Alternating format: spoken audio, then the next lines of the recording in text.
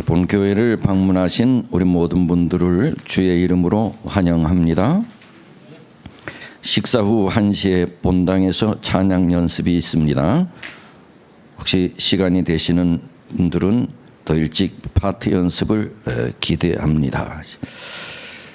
우리가 올해 1월부터 실물 교훈을 읽었습니다. 실물 교훈을 다 읽으신 분들은 이제 시대의 소망 1권을 읽으시기 바랍니다. 우리 부지런히 읽으신 분들은 실물 교훈을 한 3번 정도 아마 읽을 기회가 있었을 겁니다. 2번이나 3번. 장로님도 실물 교훈 다 읽으셨죠? 네, 정독 한번 했습니다. 예. 장로님은 새벽 2시에 일어나니까 한 5번 정도는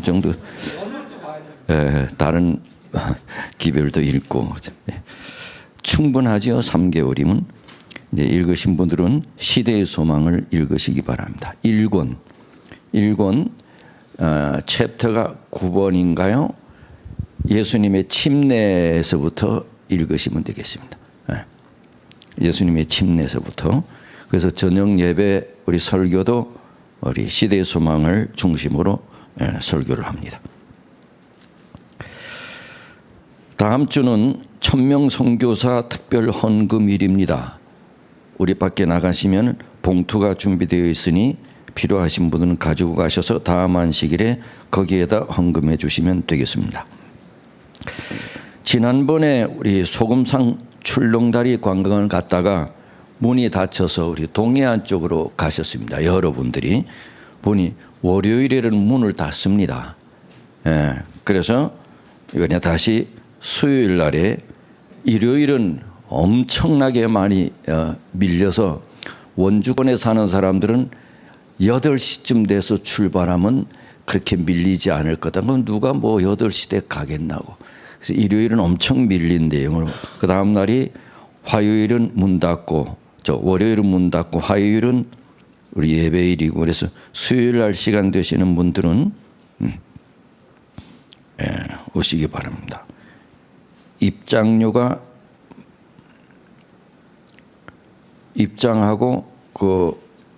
뭐 타는 거죠? 엘리베이터인가? 그거 타는 것까지 합해서 18,000원이라고 합니다. 4월 소식입니다. 4월 4일 횡성지구 선교 종합 강습회, 11일은 영서남부지역 평신도 신학. 식사 봉사를 위해 수고하신 집사님들께 감사를 드립니다. 봉사자 외에는 식당에 들어가는 일을 가급적 삼가해 주시기 바랍니다. 자, 오늘은 고난도 은혜입니다. 고난도 은혜입니다. 혹시 누가 말했는지 아시나요? 고난도 은혜입니다.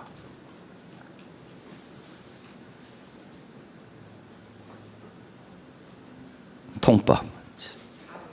예? 바울. 누가 말했느냐? 바울 하면은 대구 말고 바울 하면 한 50%는 맞습니다. 예, 바울. 이 말은 또 오늘 김정민 집사가 한 말이기도 합니다. 생각지도 않았는데 강제로 교사를 맡겼다.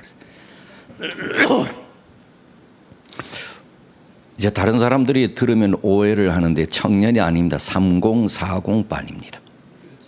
3040. 제가 김정민 집사를 교사로 이렇게 시켜놨습니다.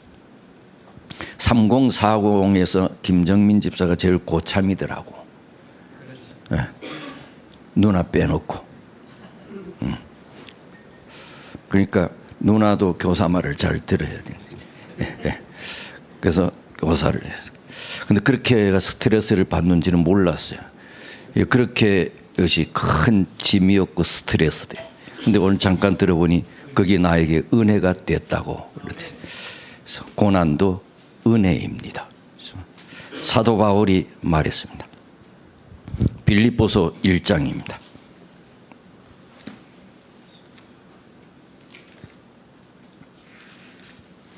빌립보서 1장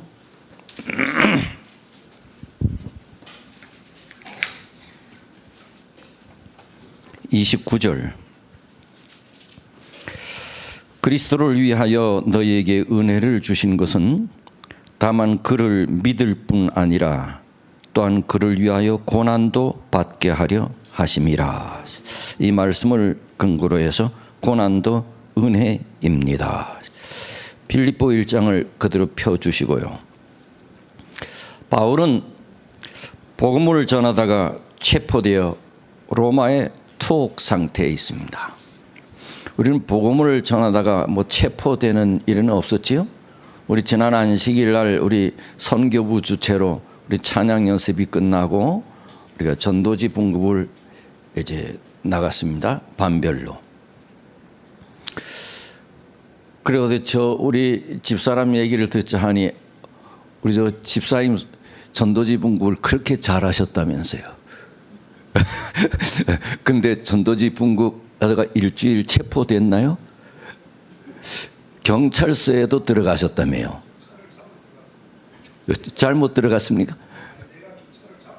경찰을 잡으러 들어갔습니다. 근데 체포됐습니까? 경찰을 잡아오려고. 그렇게 전도지 분급을 잘하셨다고. 다들 수고 많으셨습니다. 그런데 바울은 복음을 전하다가 체포돼서 로마에서 투옥되었습니다. 투옥된 바울이 어떤 태도를 가졌나? 그러니까 복음을 전하다 투옥됐다. 그러면 어떤 생각이 들까요? 바울은 어떤 태도였나? 이 바울의 태도가 아닙니다. 1장 12절입니다. 형제들아, 나의 당한 일이 도리어 복음의 진보가 된 줄을 너희가 알기를 원하노라. 이게 바울의 태도입니다. 이러므로 나의 매임이 그리스도 안에서 온 시위대 안과 기타 모든 사람에게 나타났으니 형제 중 다수가 나의 매임을 인하여 주 안에서 신뢰함으로 겁없이 하나님의 말씀을 더욱 담대히 말하게 되었느니라. 이게 바울의 태도입니다. 바울이 투옥되었어요. 빌립보 교인들은 바울이 갇히게 되므로 복음의 진전이 끊겼다고 생각이 되었어요. 그래서 몹시 염려가 되었습니다. 이제 복음이 끊겼다고. 그런데 오늘 보니까 바울이 자기를 지키는 시위대 군인들에게 자기를 이렇게 지키는 시위대 군인들에게 이보시오. 그러면서 그 군인들에게 복음을 전했대. 그런데 이 보초병들은 바뀌잖아요. 몇 조로 이렇게 바뀌잖아요. 하루 24시간 있는 거 아니잖아요. 군인들이 바뀌어. 그럼 바뀌는 군인들에게 또 그에게 복음을 전해. 또 조가 바뀌어. 그러면 그 시위대 병사에게 바울은 또 복음을 전했대. 그랬더니 시위대 군인들이 다 바울을 통해서 복음을 접하게 됐어. 그랬더니 이 시위대 군인들이 자기 집에 돌아가가지고는 집에 가서도 바울 얘기를 한 것이야. 이렇게 해서 시위대 군인들을 통해서 복음이 감옥 밖으로 드러나게 됐대. 그래서 로마에 있는 그리스도인들은 바울이 투옥됨으로 기가 죽은 것이 아니라 오히려 복음의 담력을 얻게 되었대. 이것이 오늘 복음의 내용입니다. 이것이 기독교입니다. 스데반이 너무 설쳐 사단이 생각한 거지요. 스데반 저놈만 좀 손보면 복음이 잠잠해질 거라고. 그래서 스데반을 손봤습니다. 스데반을 죽여버렸죠. 예루살렘 교회에 큰 핍박이 일어났습니다. 사람들은 두려워서 여러 지역으로 다 흩어졌습니다. 사단은 복음의 중단을 기대했지요. 예수 믿는 사람들이 다 예루살렘 지역을 떠나서 흩어졌습니다. 도망갔지요. 사단이 기뻐했습니다. 바로 이거야. 겉으로 보면 교회가 무너지는 것 같았지요. 그런데 흩어진 성도들이 가는 곳마다 복음을 전했습니다. 예루살렘 안에만 잠겨 있었던 복음이 예루살렘 밖으로 흘러 넘치기 시작되었습니다. 복음이 예루살렘 지역을 담을 넘어 사마리아, 안디옥, 여러 이방 지역으로 퍼지게 되었습니다. 전에 바울과 실라가 복음을 전하다가 감옥에 갇혔습니다. 사단은 바울과 실라를 감옥에 가둔 것이 아니고 복음을 감옥에 가두었습니다. 두 사람은 밤에 찬송하고 기도했다 했습니다. 그 소리를 죄수들이 다 들었습니다. 갑자기 밤에 큰 지진이 일어나 옥문이 열렸습니다. 간수는 그 일을 보고 죄수들이 다 탈출했다고 생각해서 자결을 하려고 했었죠. 그때 사도 바울이 간수를 불렀습니다. 걱정하지 말라고, 죄수들이 여기 다 있다고. 그리고 그에게 복음을 증거했습니다. 간수와 그 온 집이 침례를 받고 예수를 믿게 되었습니다. 감옥은 복음을 막은 것이 아니라 감옥은 복음의 통로가 되었습니다. 한 장로님이 병에 걸려 병원에 입원했습니다. 내가 왜 평생 예수 믿은 결과가 이거야? 믿음 생활한 결과가 이것인가 회의에 빠져 실망했습니다. 잠시 후에 정신을 차렸습니다. 그러고 난 다음에 그 병실에 있는 옆 환자에게 예수를 전해 주었습니다. 자기를 간호하러 온 간호사에게 예수를 증거했습니다. 복음을 나누었습니다. 후에 영향을 받은 그 병원에 여러 명이 예수를 믿게 되었습니다. 얼마 후 한참 후에 태어난 장로님은 이렇게 말했습니다. 나는 처음에는 예수를 불평하고 원망했는데 알고 보니 하나님이 나를 병원에 전도하라고 보내었네. 그랬습니다. 투옥에 대한 바울의 태도였습니다. 복음이 오히려 전파되었다고. 사단은 복음을 막기 위해서 감옥에 가뒀지만 오히려 감옥은 복음을 전파하는 수단이 되었다고. 이것이 바울의 신앙 태도였습니다. 여러분 재미있는 말씀이 15절에 보시지요. 15절에 어떤 이들은 투기와 분쟁으로, 어떤 이들은 착한 뜻으로 그리스도를 전파하나니, 투기와 분쟁으로 그리스도를 전파하는 사람이 있고 착한 마음으로 그리스도를 전파하는 사람이 있대. 투기와 분쟁으로 그리스도를 전파하는 사람들은 뭐 어떤 사람이냐? 17절에 저들은 나의 매임에 괴로움을 더하게 한 줄로 생각하여 순전치 못하게 다툼으로 그리스도를 전파하느니라.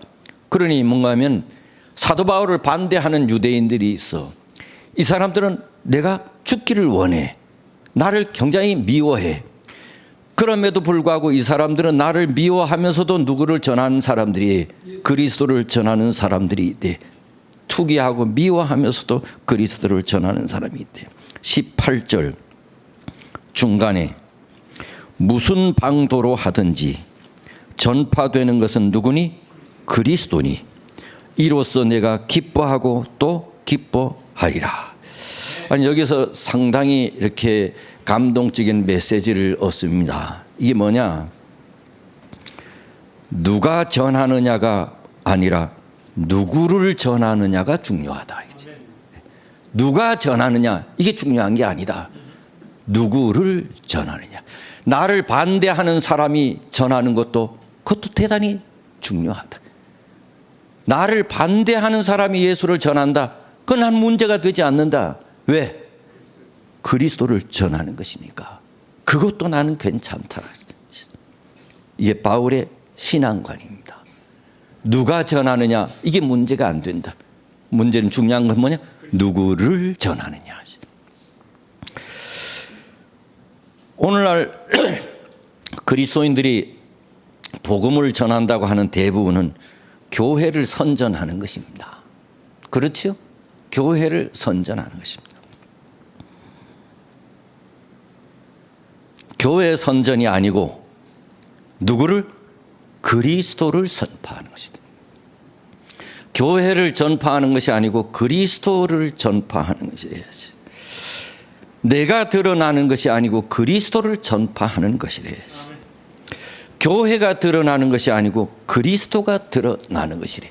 그래서 나를 반대하는 사람이 그리스도를 전파하는 것, 나는 그것도 좋다. 왜? 그리스도만 드러나면 난 괜찮다. 이게 바울의 신앙관. 저는 오래전에 이 말씀을 묵상하면서 깊이 회개도 하고 느낌도 많이 받고, 저는 그 이후에 나 홀로 자랑 아닌 이런 생각이 습관으로 되어 있었습니다. 길거리 가다 보면 전도하는 사람들이 있습니다. 일요일 교인들입니다. 제가 사는 서울에도 바로 앞에 금난교회가 있어. 그러면 길거리에서 늘 이렇게 구루마에 전도지 담아놓고 몇 사람들이 이제 나누어서 전도지를 이렇게 나눠줘. 그 외에 이제 전도지를 나눠주며 예수 믿으라고 하는 그런 선교하는 사람들을 많이 만납니다. 저는 이 말씀을 오래전에 깨닫고 난 이후에 늘 제가 그런 사람들을 이렇게 볼 때 마음속으로 기도하면서 갑니다. 하나님, 저 사람들에게도 복을 주세요. 그리고 저 사람들을 통해서도 그리스도가 높임을 받게 해 주세요. 내가 못하는 것을 저 사람들이 하고 있잖아요. 우리가 못하는 걸 저 사람들이 하고 있잖아. 문제는 누가 전하느냐가 문제가 아니고 누구를 전하느냐. 누구를 전하느냐. 하나님, 저 사람들이 하는 행위를 통해서 그리스도가 나타나게 해주세요. 그러면서 기도하면서 하나님, 나에게도 저는 열정을 주세요. 이렇게 기도하면서 합니다. 그래서 그 이후부터는 저는 내 교회 아닌 다른 교인들이 복음을 전하는 일도 전혀 제가 거부감이 없습니다. 오히려 부럽습니다. 그리고 그리스도가 드러나게 해달라고 그들을 통해서. 이게 난 바울한테 배운 것입니다. 이게 바울의 신앙관이었습니다. 누가 전하느냐, 그 중요하지 않다. 나를 미워하는 사람이 전해도 나는 괜찮다. 누구만 드러나면 그리스도만. 이게 너무 멋있지 않아요? 내가 지금 말을 해서 그렇지 정말 멋있는 사람이야.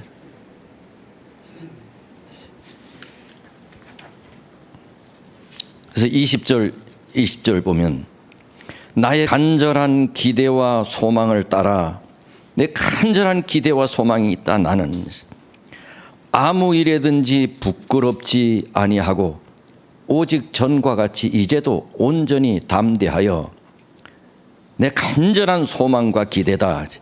살든지 죽든지 내 몸에서 그리스도가 존귀히 되게 하려 하나니, 이는 내게 사는 것이 그리스도니 죽는 것도 유익함이라. 살든지 죽든지 죽든지 뜻대로 하소서. 살든지 죽든지. 빌립보 교인들, 당신들은 내가 여기서 나오기를 바라지요. 내가 이 감옥에서 나오기를 바라지요. 그렇게 기도하고 있지요. 내 다 알아요.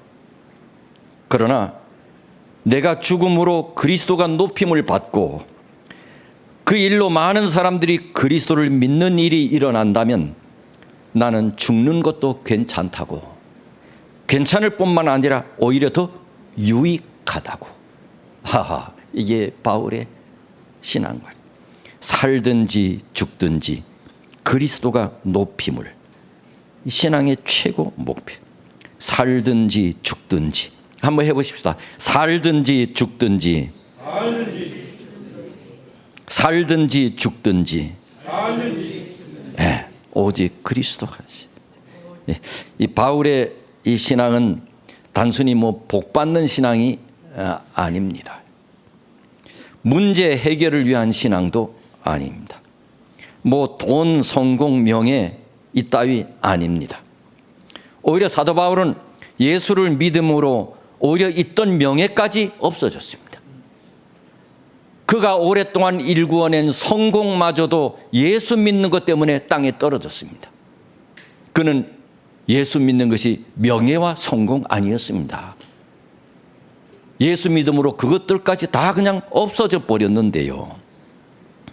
그런데 오늘날 예수 믿는 자들이 사도 바울이 내버린 그것을 죽기 위해서 예수 믿는 사람들이 많다는 것입니다. 사도 바울은 오히려 내버렸는데요.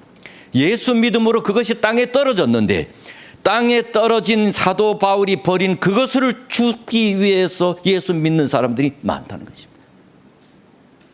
사업의 성공, 명예, 뭐 별 여러 가지 그 사도 바울이 다 버린 건데 그걸 다시 주워 모으기 위해서 예수 믿는 사람들. 뭐 정치인들 교회 나오잖아. 사도 바울이 버린 거 주우려고 교회 다니잖아. 다 그런 건 아니나. 정치인뿐만 아니라 모든 예수 믿는 수많은 사람들이 사도 바울이 버린 거 주우려고 그 예수 믿는 사람들이 많잖아요. 사도 바울의 목표는 오직 하나. 내 삶을 통해 누가 높아지는 것? 그리스도가 높아지는 거지. 내 삶으로, 내 말로, 내 행동으로, 내 삶의 태도에서 그리스도가 높아지는 것. 내가 고난받는 일이 있어도 그 고난 때문에 그리스도가 높아지는 것. 내가 죽는 일이 있다 할지라도 죽음 앞에서도 그리스도를 높이는 것. 살든지 죽든지. 여러분, 저도 이 시계를 찾는데 어떤 분이 시계를 보고 좀 괜찮아 보여요? 좀 비싸게 보여요? 어떤 분이 저한테 그래, 제가 이거 보더니 아유, 목사님 어떻게 그렇게 비싼 시계를 찼어요? 주슨 시계입니다. 주웠습니다. 그래서 제가 인터넷 들어가서 그걸 쳐봤습니다. 이게 얼마나 비싼 시계인가 했더니 안 비쌉니다. 그런데 가끔 보면 이렇게 유명한 스포츠, 세계적인 스포츠 스타들, 뭐 돈 잘 버는 사람들, 이 시계가 몇백억짜리 시계를 차고 다닙니다. 어떻게 시계가 몇백억이? 그러니 이 모든 부속이 다 뭐로 됐다는 거예요? 뭐 금뿐만이 아니고 뭐 오만 보석으로 다 이렇게, 예, 그런 시계를 이제 차고 다녀. 그런데 그런 시계가 시간이 잘 안 맞는 시계라면 어떻습니까? 아니 몇십억 몇백억 되는 시계가 그렇게 비싼데 시간이 잘 안 맞아. 그럼 그 시계 뭐 필요는 있겠지. 뭐 팔면 돈이. 시계 가치가 없네. 시계는 제일 중요한 게 뭐 시간을 잘 맞춰야지. 아무리 비싼 시계라도 시간을 잘 못 맞추면 허당이지요. 마찬가지로요. 예수 믿고 아무리 복을 받아 부자가 되고 명예를 누리고 성공해서도 그리스도를 높이는 삶이 아니면 바른 신앙이 아닌 것입니다. 신앙은요, 그리스도를 높이지 않으면, 내가 아무리 뭐 세상적인 복을 받았다 할지라도 내가 그리스도를 높이는 삶이 아니면 나는 진짜 아무것도 아닌. 그러면서 29절에 이렇게 말합니다. 그리스도를 위하여 너에게 은혜를 주신 것은 다만 그를 믿을 뿐 아니라 또한 그를 위하여 뭐도 받게 하말 고난도 받게 하심이라. 고난도 은혜입니다. 고난도 은혜입니다.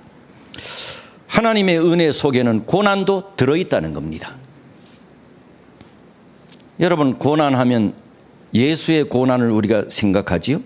예수의 고난하면 겟세마네의 고난을 생각합니다. 떠올리게 되지요.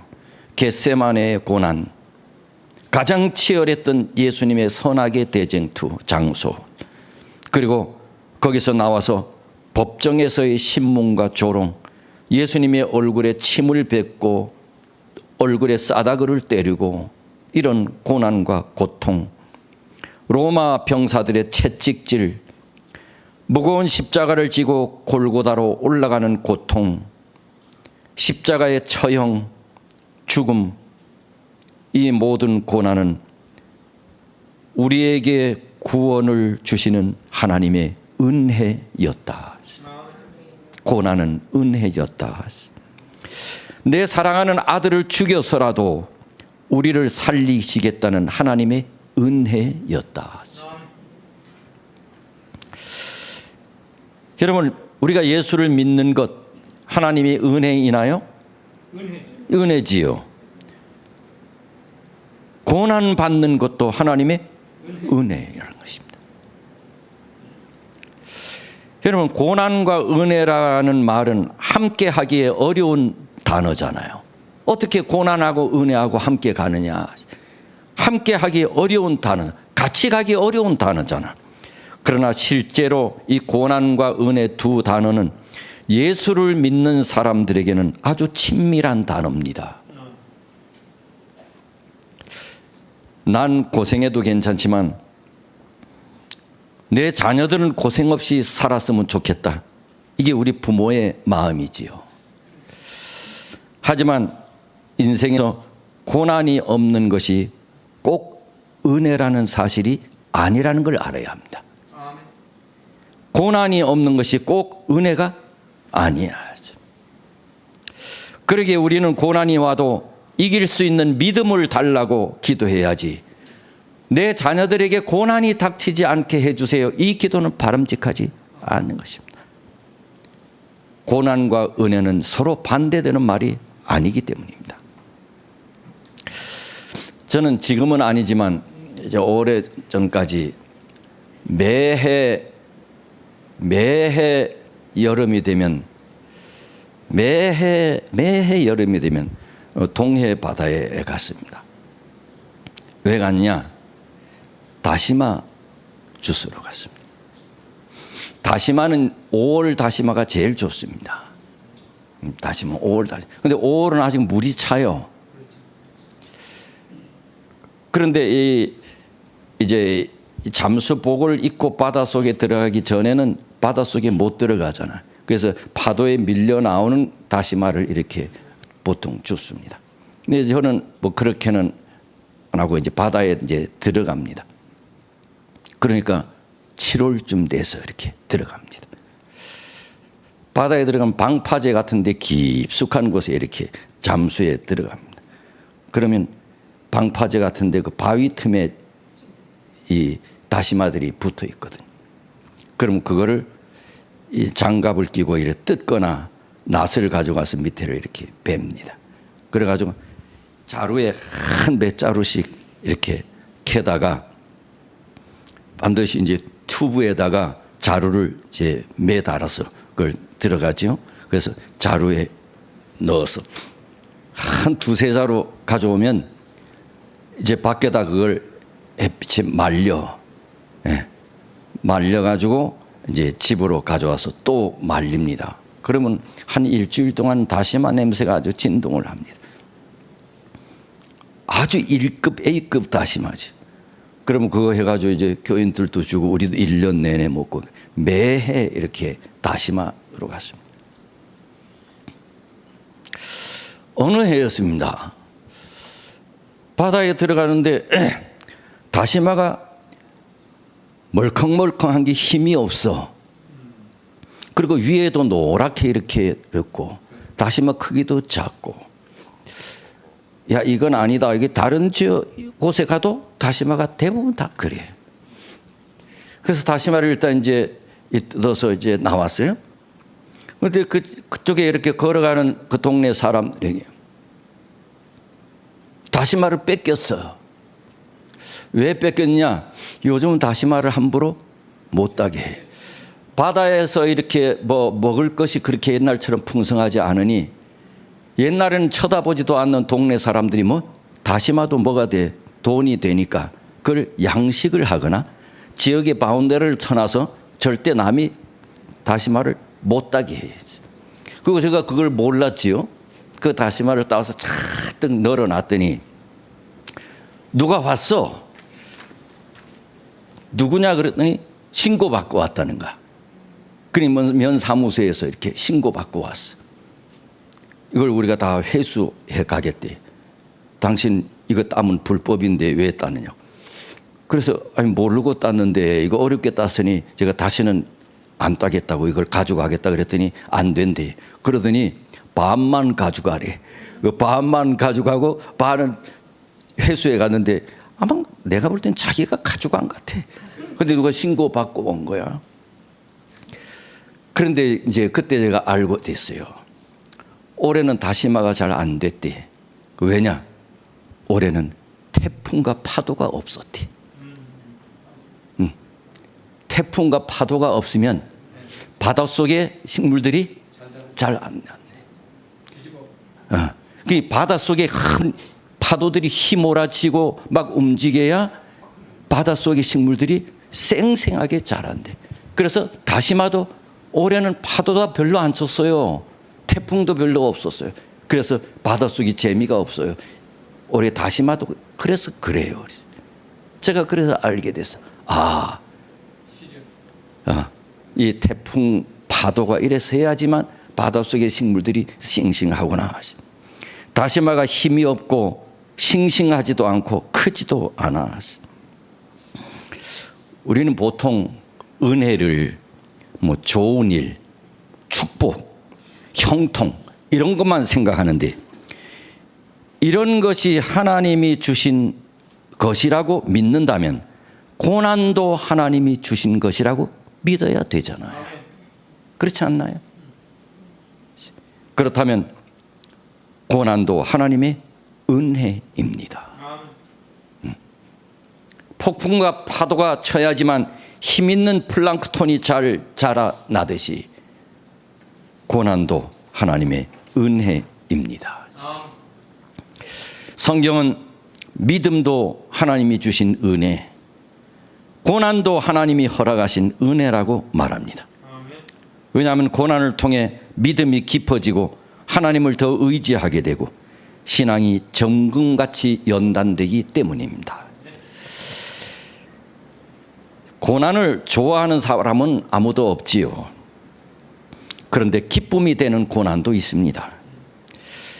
일제강점기의 독립군들 한번 생각해 보세요. 돈이 나옵니까?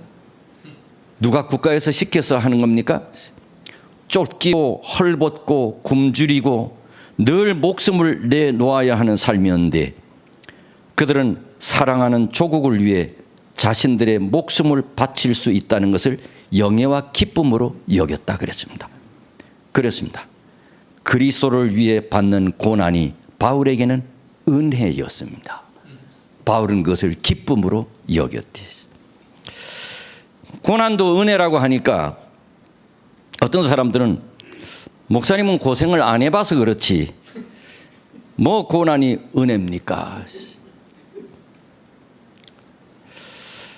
저는 중학교 2학년 때 저희 어머님이 돌아가셨어요. 저는 그래도 중학교 2학년 때, 3학년 때 우리는 그때 반이 한 8반, 9반 됐는데 특수반이 한 반 있었어. 제가 그래도 특수반이었어. 이 특수반 친구들은 나중에 고등학교를 다 강릉고등학교로 갔어. 그리고 특수반에 속해 있는 친구들은 대부분 다 연고대, 서울대 가는 친구들이야. 근데 제가 중학교 2학년 때 어머님이 돌아가셨어. 나는 어머님이 살아계셨으면 목사가 안 됐습니다. 나는 은행 직원이 되기를 원했습니다. 왜냐하면 은행 직원 하면 돈을 제일 많이 버는 줄 알았어. 그래서 빨리 돈을 벌어서 나는 우리 엄마 고생을 덜어줘야겠다. 이것이 내 꿈이었습니다. 근데 엄마가 돌아가셨습니다. 내 꿈이 사라졌습니다. 살 의욕과 희망이 없어졌습니다. 우울증이 왔습니다. 공부를 안 했습니다. 뒷전이었습니다. 그러나 그 와중에 저는 강릉고등학교로 들어갔습니다. 나와 함께 중학교 때 같은 반에 있었던 친구들은 다 서울대 연고대를 들어갔습니다. 나는 고등학교 시절에도 공부를 안 했습니다. 공부할 의욕이 없었습니다. 나는 그 계기를 통해서 예수를 개인적으로 만났습니다. 나는 목사가 되었습니다. 나에게 그 고난은 은혜였습니다. 고난은 은혜였습니다.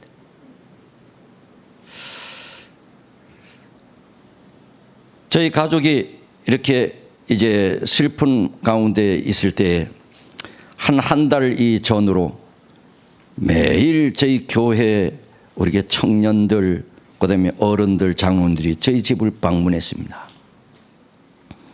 그리고 위로해주고 용기 주고 찬미 불러주고 그런 와중에 사라졌던 또 다른 꿈이 나에게 생겼습니다. 그것은 나와 같은 이런 삶을 사는 사람들에게 나도 이렇게 용기와 격려를 주는 그런 삶을 내 살아야 되겠다. 단순히 그리고 그 후에 그 꿈을 이루기 위한 가장 좋은 것이 목사라고 생각했습니다. 나는 제2의 꿈을 가지게 되었습니다. 고난 때문에 나는 목사가 되었습니다. 그 이후로 내가 제일 좋아하는 찬미가 생겼습니다. 우리 찬미도 자기가 좋아하는 것도 시간이 지나면서 좀 바뀌잖아. 좋아하는 찬미가. 그 시절에 제가 가장 좋아하는 찬미가 637장이었습니다. 혹 뭔지 아세요? 637장이에요. 그때 당시 제가 가장 좋아하는 찬미였어요. 이 세상에 근심된 일이 많고 참 평안을 몰랐구나. 내 주 예수 날 불러 오라시니 곧 평안이 쉬리로다. 주 예수의 귀하신 은혜로다. 참 기쁘고 즐겁구나. 그 은혜를 영원히 누리겠네. 곧 평안이 쉬리로다. 이 세상에 곤고한 일이 많고 참 쉬는 날 없었구나. 그러나 주 예수의 귀하신 은혜로다. 이 세상에 죄악된 일이 많고 참 죽을 일 쌓였구나. 그러나 주 예수의 귀하신 은혜로다. 저는 이 근심, 고난과 은혜, 이 두 낱말이 서로 반대되는 말이잖아. 상충되는 말이잖아. 근데 그리스도인에게서는 이 두 말이 같이 가. 고난과 은혜, 근심과 은혜. 이건 서로 대치되는 말이 아니야. 이건 같이 가는 말이야. 나는 그때 이후로는 한동안 제일 좋아하는 찬미가 되었습니다. 고난과 은혜, 하나님의 은혜. 그래서 나는 고난이 나에게는 은혜였습니다. 이거 한번 불러볼까요? 이 세상에 근심된 일이 많고 1절만 한번 불러봅시다. 나에게는 고난이 은혜였습니다.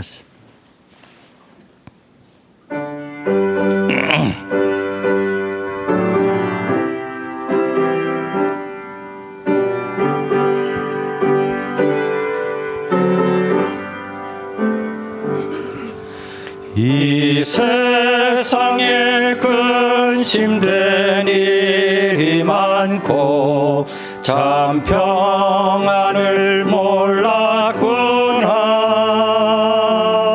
내 주 예수 날 불러오라시니 곧 평안이 쉬리로다. 주 은혜로다. 참 기쁘고 즐겁구나. 그 은혜를 영원히 누리겠네. 곧 평안이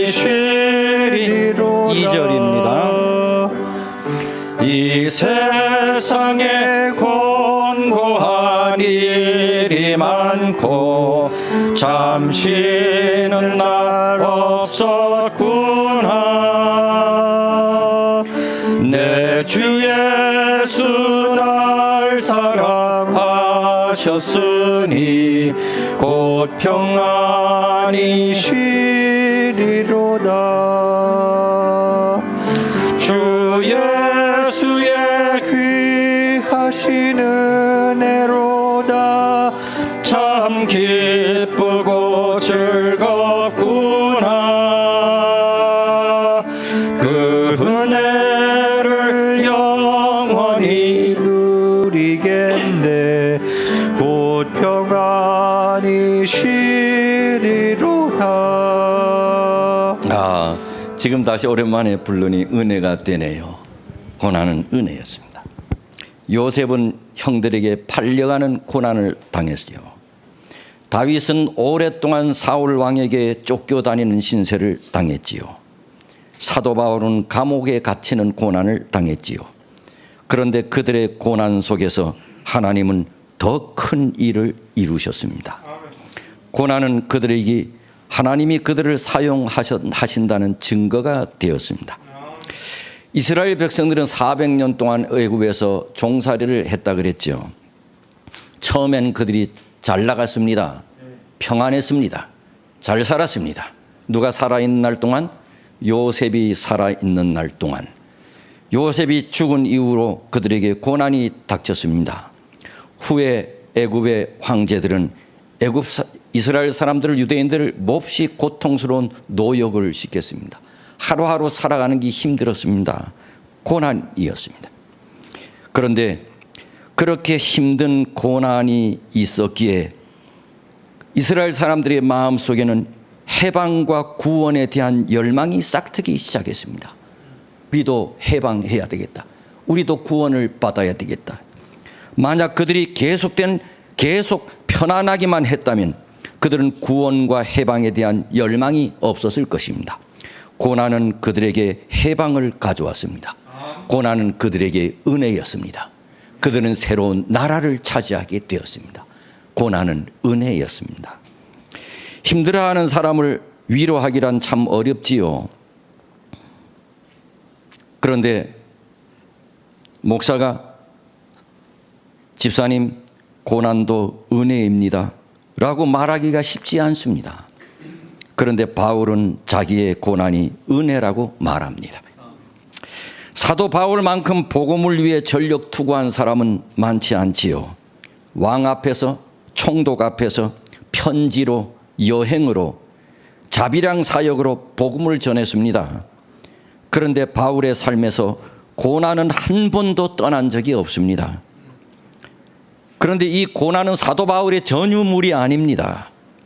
초대교회만의 이야기도 아닙니다. 신실하고 충성스럽고 헌신한 성도라고 해서 고난이 면제되는 것은 절대 아니옵시다. 성경은 고난을 불행이라고 말하지 않습니다. 오히려 분명히 말하기를 고난은 그리스도를 따르는 길이래요.